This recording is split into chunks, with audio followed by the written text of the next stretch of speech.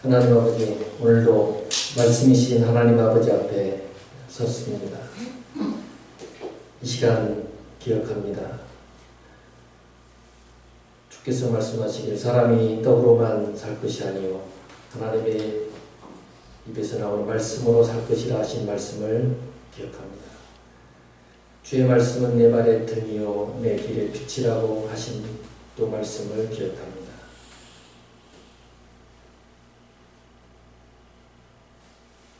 근심과 염려가 우리를 위협하고 삶의 순간순간마다 위기가 닥쳐올 때 우리가 하나님과 하나님의 말씀을 기억하고 생각하고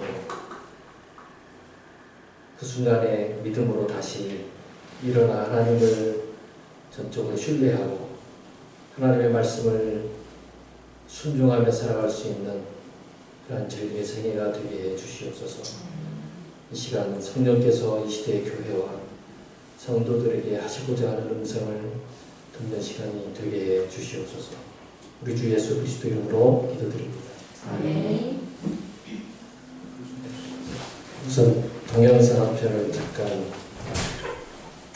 보시겠습니다. 이 동영상 상당히 많은 사람들이 봤을 텐데 혹시 보신 분 계신지 모르겠습니다. 여러분은 하나님을 사랑한다는 것의 의미를 무엇이라고 생각하십니까?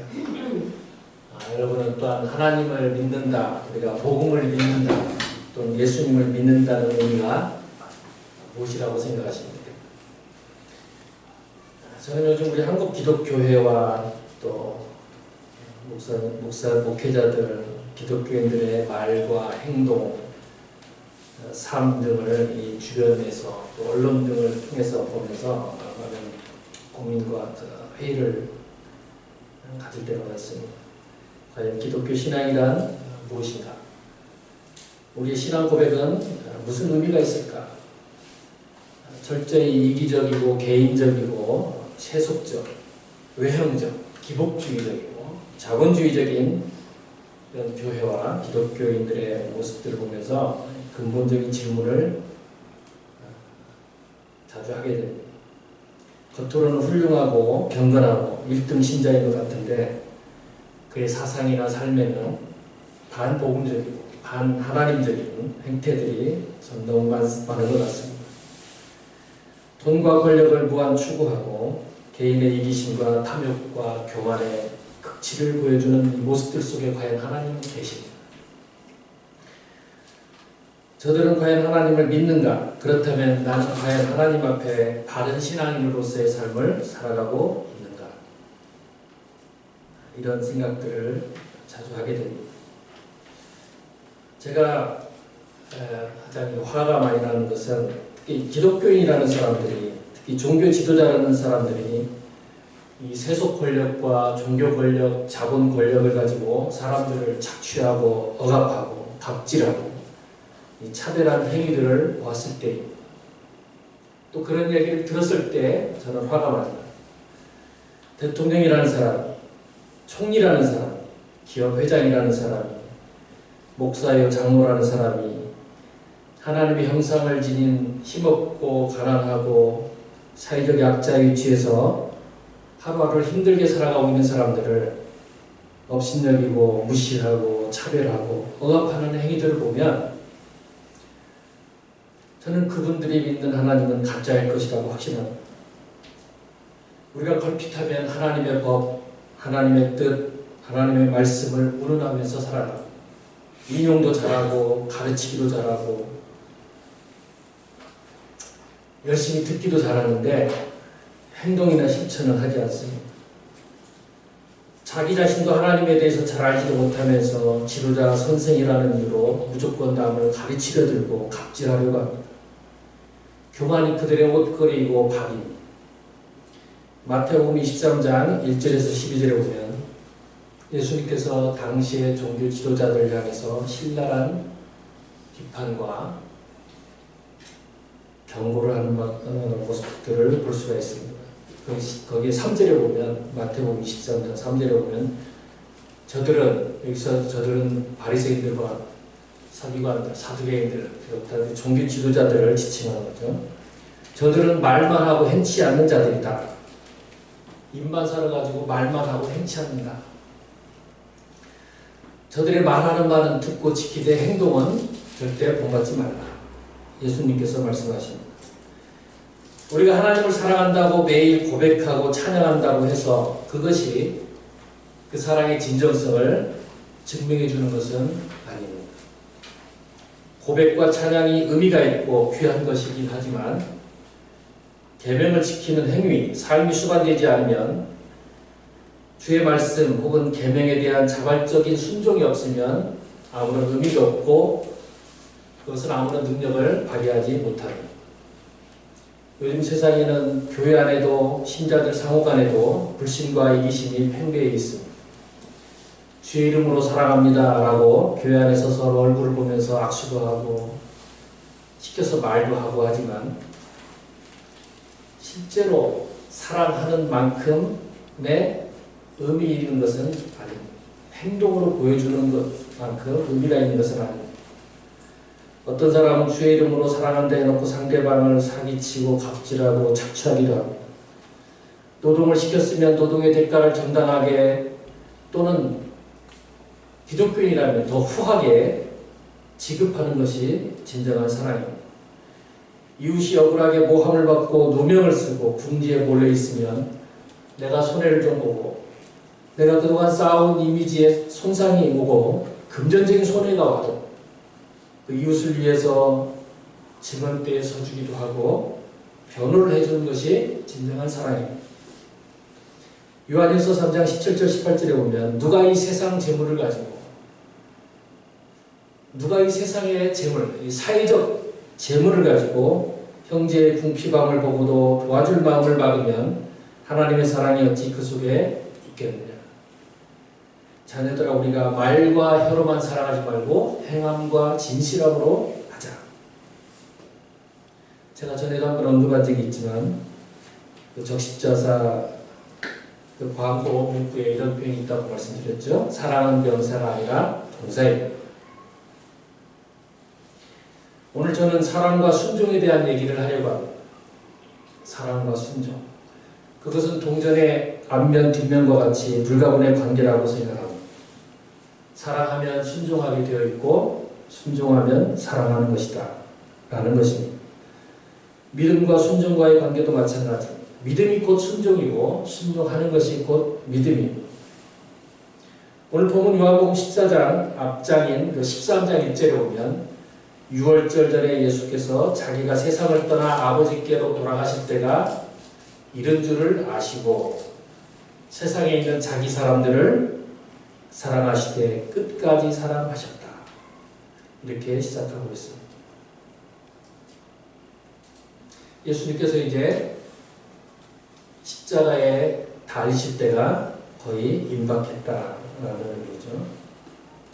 이 말씀을 보면 오늘 요한복음 14장의 배경이 예수님께서 십자가에 돌아가시기 얼마 전에 사랑하는 12제자들을 불러 모아놓고 참된 예수님의 제자가 되는 길, 그것은 서로 자리 다툼하고 권력 싸움하고 섬김을 받는 자가 아니라 도리어 남을 나보다 낮게 여기고 예수님처럼 겸손한 자세로 남의 발을 씻겨주는 행위, 섬기는 자가 곧 큰 자이고 진정한 제자이고 지도자와 선생이 되고 십자가의 고난을 통한 영광을 얻게 된다 라는 말씀을 교훈을 하고 계십니다. 결론적으로 요한복음 13장 34절 35절에서 예수님께서는 새 계명을 너희에게 줄 것인데 새로운 계명, 그 계명은 너희가 서로 사랑하는 것이다. 내가 너희를 사랑한 것 같이 내가 너희를 어떻게 사랑했는지 너희들이 잘 보고 듣고 경험해서 알지 않느냐. 그와 같이 너희들이 서로 사랑하라. 너희가 서로 사랑하면 이로써 세상 사람들이, 이방인들이, 불신자들이 너희가 나의 제자인 것을 알게 될 것이다. 우리가 그리스도의 제자인 것을 어떻게 증명해요? 서로서로 사랑함으로, 서로서로 섬김으로써 우리가 그리스도의 진정한 제자임을 입증한다는 것입니다. 제자 훈련을 코스를 마쳤다고 해서 제자가 되는 것이 아니라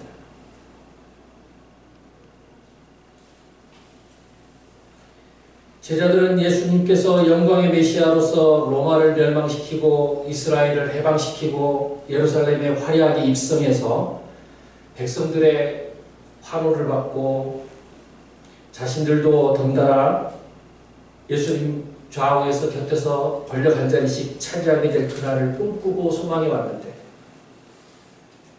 지금 자기들이 믿고 따랐던 스승 예수님은 서로 섬겨라, 서로 사랑해라, 나는 이제 곧 십자가에 죽게 될 것이다, 이런 말씀만 하시니 예수님의 말씀이 이 제자들에게 도무지 이해도 되지 않고 절망스럽고 불안하고 두려워할 수밖에 없었습니다.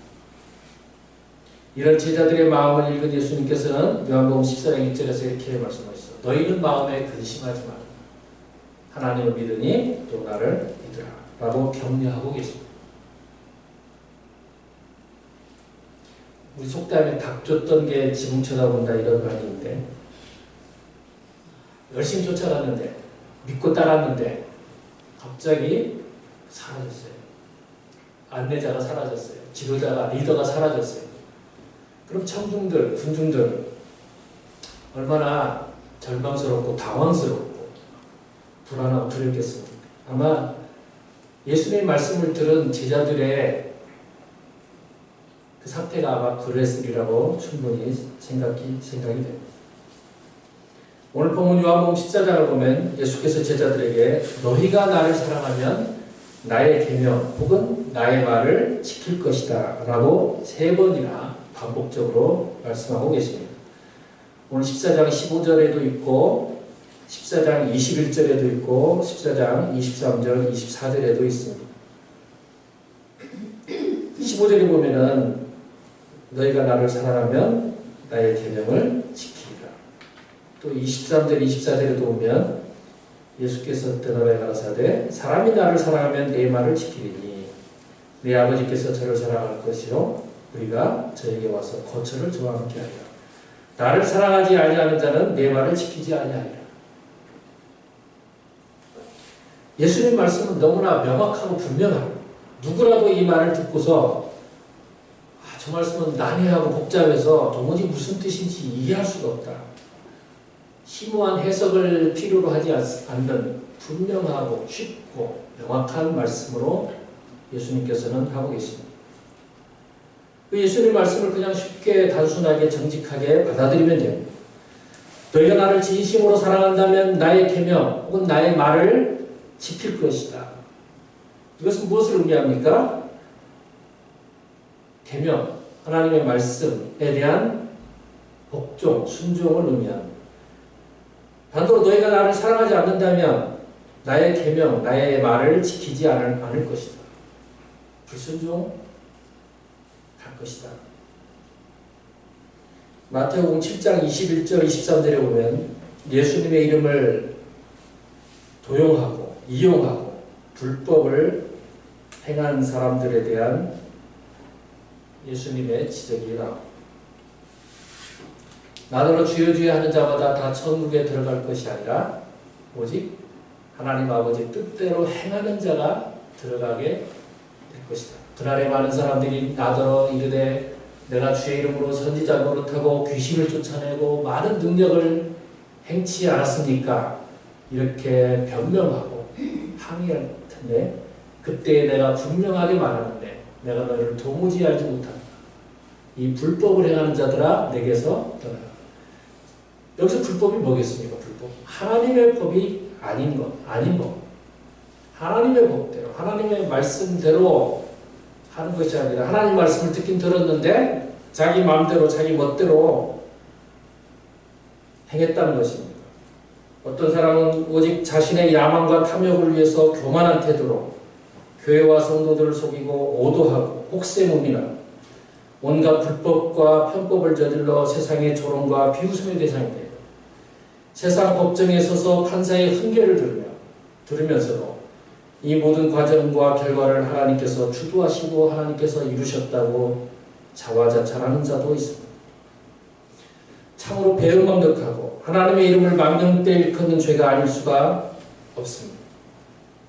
교만과 무지와 어리석음이 하늘을 찌를 듯하고 도대체 하나님께서 불법과 거짓과 탐욕의 화신이라는 말입니까? 제정신이 아닙니다. 사단과 마귀는 불법과 거짓의 압이라고 했습니다. 하나님께서는 공평과 정의, 진실과 의로움, 사랑과 자비, 정직과 거룩이 충만하신 분입니다. 높은 기준을 갖다 대지 않아도 일개 평범한 신자의 눈으로만 봐도 얼굴과 삶의 탐욕과 교만, 이기심으로 충만해 있는 사람이 감히 말끝마다 하나님께서 다 하셨습니다. 하나님이 다 이루셨습니다. 라면서 자신의 야망의 바벨탑을 쌓고 자신의 죄와 교만을 하나님께 전가하는 짓은 하나님의 심판을 자초하는 일이라고 생각합니다. 하나님께서 다만 좋으신 분이라서 길이 참으시고 회개할 기회를 주고 계실 분이라고 저는 생각합니다. 마태복음 7장 24절 27절에 보면은 지혜로운 사람과 어리석은 사람에 대한 이야기가 나옵니다. 24절에 보면 나의 이 말을 듣고 행하는 자는 반석 위에 그 집을 짓는 사람과 같다. 26절에 보면 나의 이 말을 듣고 행치 아니하는 자는 모래 위에 모래에 집을 짓는 사람과 같다. 여기서 강조점은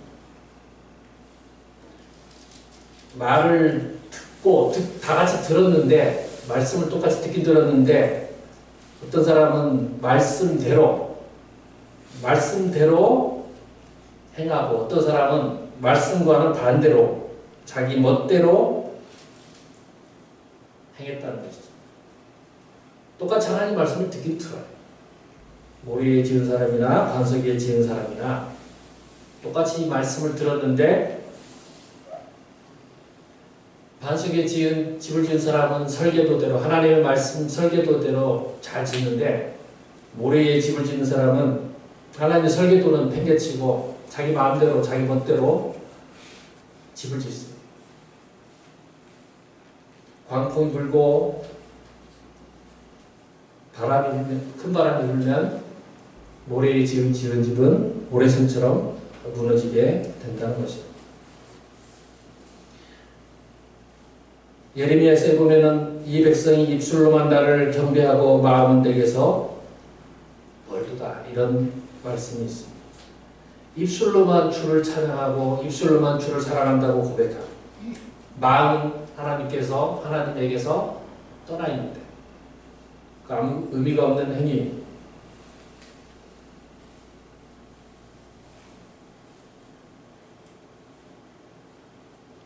사랑과 계명, 사랑과 순종은 무슨 관계일까요? 너희가 나를 사랑하면 나의 계명을 지킬 것이다 라는 말을 뒤집어 보면 나의 계명을 지키는 자가 나를 사랑하는 자이다 라는 의미도 됩니다. 우리가 그의 계명을 지키면 우리가 예수님을 사랑하고 있음을 알 수 있을 것입니다. 여기서 계명을 지키는 행위의 동인, 이유는 사랑이어야 합니다. 우리가 말씀을 지키는 이유, 동기가 무엇이어야 하냐면 사랑이어야 된다. 오직 사랑. 그 어떤 다른 이유, 예를 들면 구원받기 위해서 우리가 말씀을 지킨다. 심판받지 않기 위해서, 복받기 위해서, 사람들에게 자랑하고 과시하기 위해서, 아니면 내가 직분자이니까, 목사, 장로, 집사이니까, 사람들에게 잘 보이고 인기를 얻기 위해서, 참 우리 집사는 참 믿음이 좋아. 나는 그 인기, 평가를 받기 위해서 어떤 의무감, 책임감 이런 것들이 우리가 말씀을 계명을 지키는 동기나 이유가 돼서는 안 된다는 것입니다. 마태복음 23장 1절에서 12절에 보면은 예수께서 당시 종교 지도자들을 향해서 신라가 비판을 하고 있는 장면이 계속 나오는데 거기 보면 너희들에게 화가 있을 것이다. 너희 외식하는 너희 위선자들인 서기관과 바리새인들이여. 이 말씀을 여러 차례 반복하시면서 그들의 위선과 교만을 지적하는 장면이 나옵니다. 특히 23장 5절에 보면 저희의 모든 행위는 사람들에게 보이고자 하여 하나니 이런 표현이 나옵니다. 그들이 하는 모든 종교적인 행위들 그것은 오직 사람에게 보이고자 하여 한다. 마태복음 6장 1절에도 예수님께서는 사람에게 보이려고 그들 앞에서 너희의 의를 행치 않도록 주의하라. 뒤이어서 또 나온 말씀이 사람에게 영광을 얻으려고 종교적 행위를 하지 않도록 주의하라. 유대인들은 태어나면서도 죽는 순간까지 지켜야 될 세 가지 중요한 규칙, 원칙이 있습니다. 그것은 구제와 금식과 기도. 구제와 금식과 기도. 밥을 먹듯이 그들은 구제와 금식과 기도는 쉬면 안 되었습니다. 경건한 유대인들은 철저하게 지켰습니다. 거기에다가 11조도 철저하게 구분해서 드리고. 근데 그런 구제와 금식과 기도, 11조 이런 종교적 행위들이 사람에게 보이고자 하여 했다는 것입니다. 사람에게 보이려. 사람에게 좋은 평판을 얻고 존경을 얻고 인기를 얻기 위해서.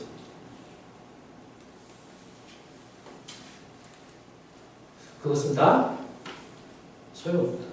아무 의미가 없다. 예수님의 말씀입니다. 자기 사업 이미 다 받았다.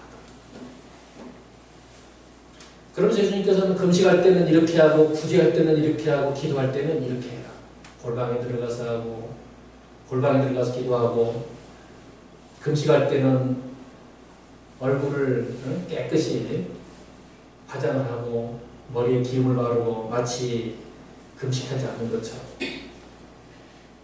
구제할 때는 오른손이 하는 것을 왼손이 모르게 은밀하게 하고 기도할 때 그 종교 지도자들처럼 사람들 많이 모이는 시장터 내거리에 가서 손을 위로 쳐들고 나 지금 기도합니다. 그런 거를 과시하고 자랑하면서 그렇게 하지 말라. 종교 지도자들은 그들의 모든 종교적 행위들은 하나님을 사랑해서 하는 것이 아니었습니다. 그들은 주님을 사랑해서 계명을 지키려고 노력했던 것이 아니었습니다. 지도자 소리 듣고 싶어서, 선생 소리 듣고 싶어서, 거룩하다는 소리 듣고 싶어서, 경건하다는 소리, 존경을 받고 싶어서 그렇지 했습니다. 제가 오래전에 수년 동안 모셨던 어떤 목사님이 제게 이런 말을 한 적이 있습니다. 이분은 평소에 주변의 수많은 사람들로부터 존경한다는 소리를 많이 들어오던 분이었습니다. 근데 가장 가까이 있던 제게서 그런 고백을 듣지 못하자 뭔가 좀 성이 차지 않았던 것 같아요. 그러니까 단둘이 있는데 저한테 그런 이야기를 그분이 하셨습니다. 너는 왜 한 번도 나에게 존경한다는 고백을 하지 않느냐. 그분 생각이 아마 별거 아닌데 저 친구는 교만해가지고 자기한테 그런 고백을 한 번도 하지 않는 게 아닌가 그런 생각을 하지 않았을까 이런 생각도 제가 해봤습니다. 이런 얘기를 들으니까 그나마 조금 남아있던 그분에 대한 기대마저는 싹 달아났습니다. 그런 걸 느꼈습니다. 오늘 우리도 조심해야 돼요. 우리의 신앙과 행위는 철저히 사람 앞에서가 아니라 하나님 앞에서의 그것이 되어야 합니다. 우리도 까딱 잘못하면 사단의 유혹에 빠져서 하나님을 잊어버리고 돈과 권력과 명예의 포로가 되고 성적인 유혹에 빠져서 파탄에 이를 수가 있습니다. 사탄은 결코 만만한 존재가 아닙니다. 사탄과의 싸움에서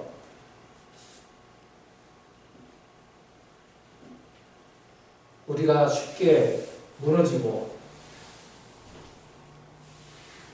넘어지게 되기가 쉽사요. 장사가 없습니다. 사탄은 한순간에 우리를 타락시키고 파멸에 이르게 할 수 있는 힘을 가진 존재입니다. 우리가 깨어있어 하나님과 하나님의 말씀에 붙어있지 않으면 늘상, 항상 붙어 있지 않으면 마치 포도나무와 그 가지처럼 붙어 있지 않으면, 포도나무에 가지가 붙어 있지 않으면 그 죽은 거잖아요. 우리가 하나님과 하나님 말씀에 붙어 있지 않으면 우리는 어느 순간 사단의 답이 되기가 쉽어요. 그냥 육체는 살아있지만 영적으로는 그 순간 죽는 것입니다. 믿음이 좋은 것 같고 성경 박사라서 대단한 것 같고 겉모양으로는 훌륭해 보였는데 갑자기 큰 파도가 한번 몰아치니까 순간 벌거벗은 임금님처럼 수치스럽고 천박하고 볼품없는 존재로 드러나면 한순간 놀라기도 하고 충격도 받는 것 같지만 인간이라는 존재가 원래 그런 것입니다. 전혀 놀라운 일이 아닙니다. 단지 사람들에게 잘 보이고자 하기 위해서 포장하고 싸매고 위장을 하기 때문에 사람들이 속아 넘어가는 것이죠. 오랜 세월 동안 사람들을 누가 더 잘 속이느냐, 잘 위장술이 뛰어나냐에 따라서 어떤 사람은 한동 오랫동안 존경받기도 하지만 갑자기 그게 확 드러나요. 벌거벗은 임금님처럼 드러나면 그때 충격을 받는 것 같지만 실상은 갑자기 그런 것이 아니죠. 우리 교단에 말끝마다 영적 공연하는 유명한 설교자가 하나 있습니다. 그 사람은 자기 입에서 영적이라는 용어를 자주 사용하면 청중들이 자기를 대단한 영적인 사람이거나 영적 지도자로 인정해 줄 거라고 착각하고 있는 것 같아요. 그래서 아무데나 영적이라는 수식어를 갖다 붙이기를 좋아하고 영적 제사법, 영적 배수진, 영적 공공재, 영적 건물, 영적 분위기, 영적 느낌, 입만 열면 그냥 영적이라는 단어를 갖다 계속 갖다 붙이는 거예요. 이러다가 영적 자동차, 영적 짜장면, 무슨 영적 골프채, 영적 사우나, 별 얘기가 다 나올 것 같아요. 소송하기 좋아하니까 영적 소송단? 그런 것도 갖다 붙일지 모르죠. 앞으로 또 무슨 회개하고 우스꽝스러운 용어가 등장할지 모릅니다. 사람들은 영적, 이렇게 수식어를 갖다가 영적이라는 단어를 붙이면 그 속에 무슨 고상하고 심오한 의미가 있는 줄로 착각하는 모양인데 아무런 의미 없는 말장난. 이 자아도취에 빠져 있다 보니까 계속 그런 용어들을 떠올려가지고 자기가 대단한 존재, 위대한 영적 지도자인 것처럼 사람들한테 자꾸 과시하고 자랑하고 허풍을 떠는 것이죠. 무슨 영적 공공재, 영적 제사, 무슨 영적 배수진 그런 게 어디에 있어요? 그런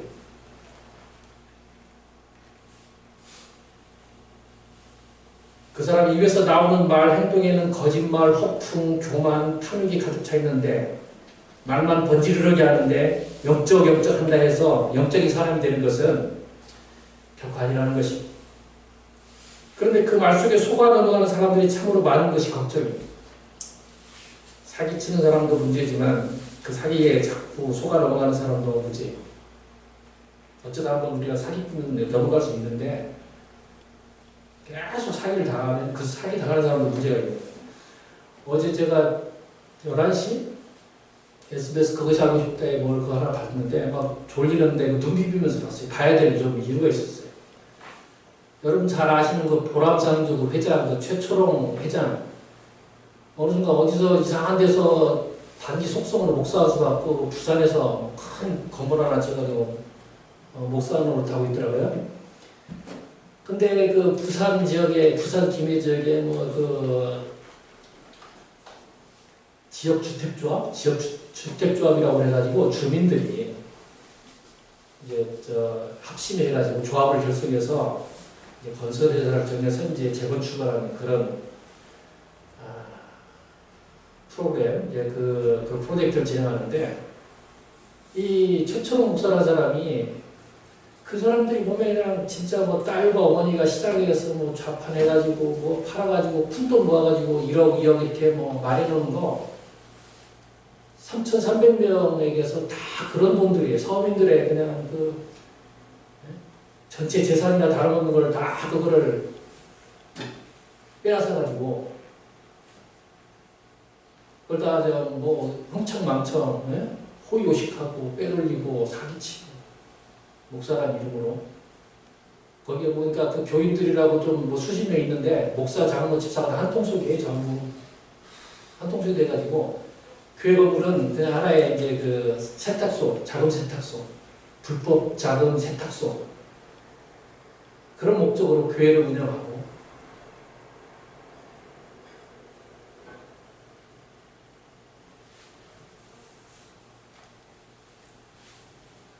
정말 이 세상이 이런 세상이에요. 아까 마태복음 7장에 나온 대로 하나님의 이름을 빙자해서 그리스도의 이름을 빙자해서 교회의 이름을 빙자해서 그 사리사욕을 챙기고 수많은 사람들 마음에 상처를 주고 절망을 끼치고 그러면서 뭔 설교는 잘 다 되어 보니까 뭐 할렐루야 아멘 하면서 뭐 돈 없어가지고 우리가 뭐 하지 못할 일이 어디 있습니까 하면서 막 예? 이거 뭐 요즘에 뭐 정통과 뭐 사이비 경계선이 심해요. 정통이라고 하는 저기나 뭐 사이비 교주나 이 뭐 차이가 별로 느껴지지 않을 정도로 이런 일들이 비일비재합니다. 비일비재.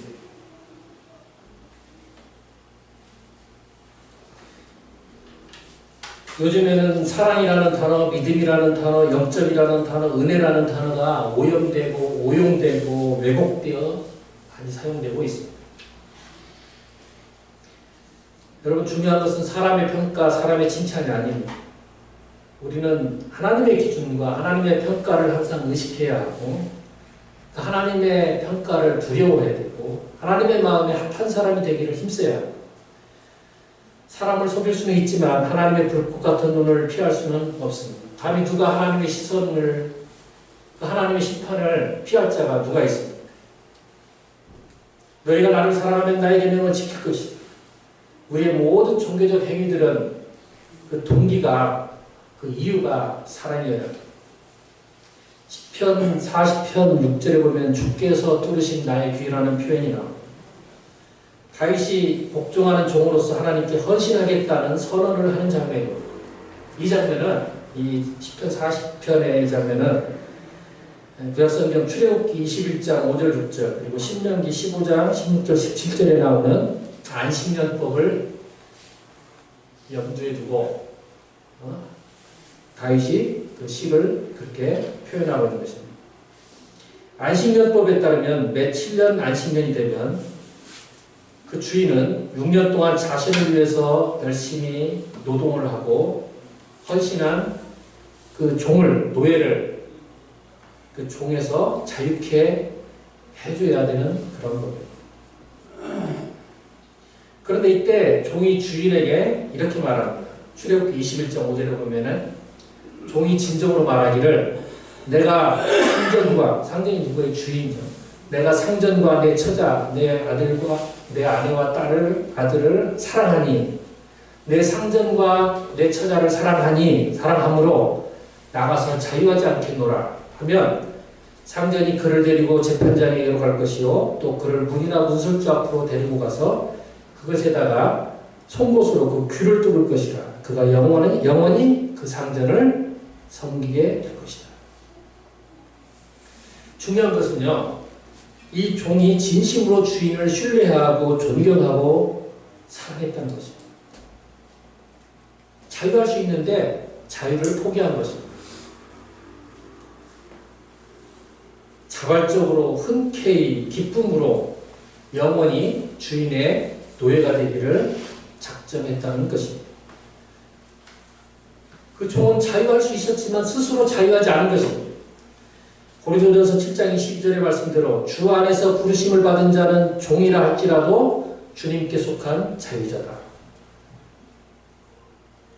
또한 자유인일 때에 부르심을 받은 자는 그리스도의 종이 될 것이다.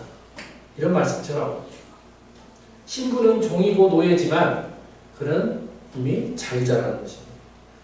대한항공의 조씨 패밀리처럼 강제나 억압, 횡포, 갑질 때문에 어쩔 수 없이 임직원들이 침묵하고 복종한 것이 아니라 주인이 나를 진정으로 인격적으로 대해주고 사랑으로 대해주고 존경스러운 분이기 때문에 나는 영원히 주인 곁을 떠나지 않고 주인의 노예로 섬기겠다.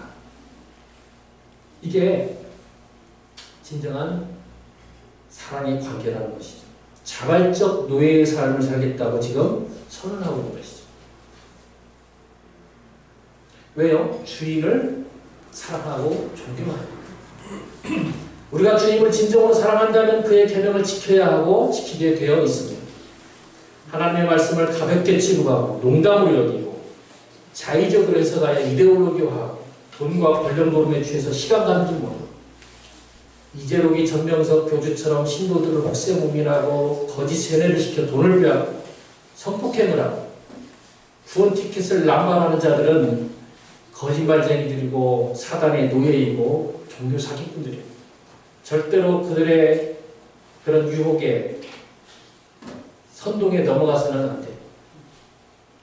나는 예수님을 진심으로 사랑합니다. 때문에 당신 곁을 떠나기 싫습니다. 차라리 주님의 영원한 종으로 살겠습니다. 주님 제 귀를 뚫어주십시오. 이제부터는 주님의 계명을 잘 지키며 섬기는 자로 살겠습니다. 사랑해서 좋아해서 하고 싶어서 하는 일은 힘들지도 고생이라고 여기지 않습니다. 그런데 억지로 마지못해 강요에 의해서 눈치 봐서 하니까 하는 일이 힘들고 고생스럽고 재미가 없는 것입니다. 교회도 마찬가지입니다. 자기 직업 만족도도 그렇게 정해지는 것입니다. 계명을 지키는 것도 마찬가지입니다. 억지로 의무감 때문에 두려움에 휩싸여서 사랑 없이 믿음이 없이 하려니까 힘들고 재미도 없고 평안도 없고 감사도 없는 것입니다. 요한일서 5장 3절에 보니까 하나님을 사랑하는 것은 이것이니 우리가 그의 계명들을 지키는 것이라. 그의 계명들은 무거운 것이 아닙니다. 어떻다고요? 그의 계명은 결코 무거운 것이 아닙니다. 하나님의 말씀은 무거운 것이 아닙니다. 억지로 하려니까 무겁죠. 마지못해 강요에 의해서 하려니까 그것이 노동이고 무겁게 느껴집니다. 사랑해서 하니까, 사랑해서 지키니까 그 계명이 가벼운 거죠.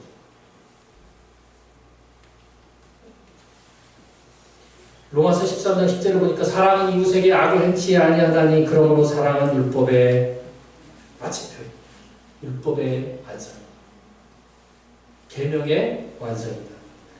우리가 주님의 계명을 잘 지킴으로써 예수님을 사랑하고 있다는 것을 증명한다는 것은 앞에서 말씀드린 대로 새로운 계명, 내가 너희를 사랑한 것 같이 너희도 서로 사랑하는 것을 의미합니다. 그러므로 우리가 예수님을 사랑한다면 우리는 다른 사람을 사랑해야 한다는 말씀이 됩니다. 우리가 이웃을 함부로 대하고 낯선 사람들에게 불친절하며 외국인 노동자들을 차별하고 억압하고 착취하고 종업원들을 머슴 하인 취급하고 택배기사나 아파트 경비 아저씨들께 고마움은커녕 갑질을 일삼는 한 그가 아무리 교회를 오래 다니고 교회 안에서 목사, 장로, 권사이 모태신앙이어도 그의 믿음이 그를 절대 구원하지 못할 거라고 저는 확신합니다. 한국교회 안에 그런 사람들이 아주 수두룩합니다. 무늬만 기독교인들이 널려 있습니다.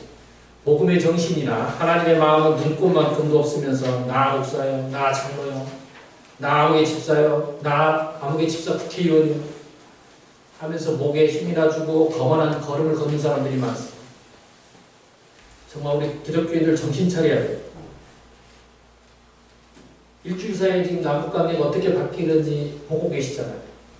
세상이 어떻게 변하고 있고 사람들이 교회를 어떻게 생각하고 기독교인들을 어떻게 평가하고 있는지 냉정하게 따져보고 반성하고 회개해야 합니다. 어떻게 기독교 장로 대통령이라는 사람이 사기꾼 소리나 듣고 돈 숭배자 소리 듣고 나라를 망쳤다, 후퇴시켰다 이런 원망, 비방, 조롱소리를 들으면서 정치를 해왔을까요? 정말 통탄하지 않을 수 없습니다. 제가 볼 때 그분은 하나님도 제 나라 국민도 전혀 사랑하지 않았음에 틀림없습니다. 오직 돈 하다가 큰일, 훌륭한 일 할 수 있었는데 아까운 시간만 낭비하지 않았나 그런 생각. 어떤 독실한 기독교인 전도사라는 국무총리는 국민들의 야망을 뭉개뜨리고 최고 권력자 한 사람에게 아부하고 부역했다는 평가를 받고 있고, 강남 최고의 대형 부자교회 담임 목사는 수년 동안 온갖 거짓과 불법과 탐욕의 화신이 되어서 계속 사회 걱정과 여론의 비난을 받고 있습니다. 정말 자괴감이 듭니다. 내가 개신교인이라는 사실, 내가 목사라는 사실이 정말 자괴감 드는 그런 사람들이 많을 것입니다. 우리는 과연 하나님을 진정으로 믿고 있습니까? 우리는 과연 예수님을 진정으로 사랑하고 있습니까? 우리는 진정 복음의 의미와 정신을 알고 믿고 있습니까? 우리가 매일 성경을 연구하는 이유가 무엇입니까? 우리가 항상 설교를 준비하고 복음 전도를 하고 제자 훈련을 하는 이유가 무엇입니까? 그것이 지식을 자랑하고 자아 실현을 하고 인격과 교양을 쌓기 위한 것입니까? 도덕적인 인간이 되기 위한 것입니까? 아니요. 그것이 아닙니다. 우리는 이를 통해 하나님의 뜻, 하나님의 계획, 하나님의 행하신 일, 하나님은 어떤 분이신가를 더 많이, 더 정확히, 더 깊이 알아서 성숙한 기독교인이 되어서 하나님을 사랑하고 이웃을 보다 더 효과적으로 더 많이 사랑하기 위함이 아니겠습니까? 이 시간 성령께서 우리를 깨우쳐 주시고 긍휼히 여겨 주시고 바른 길로 인도해 주시기를 기도합니다. 기도하겠습니다. 하나님 아버지,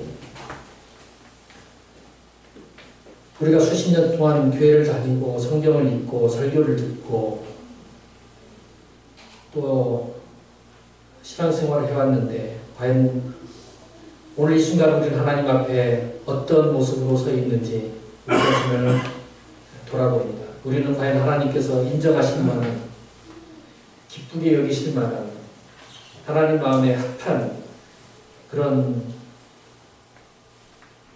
기독교인인지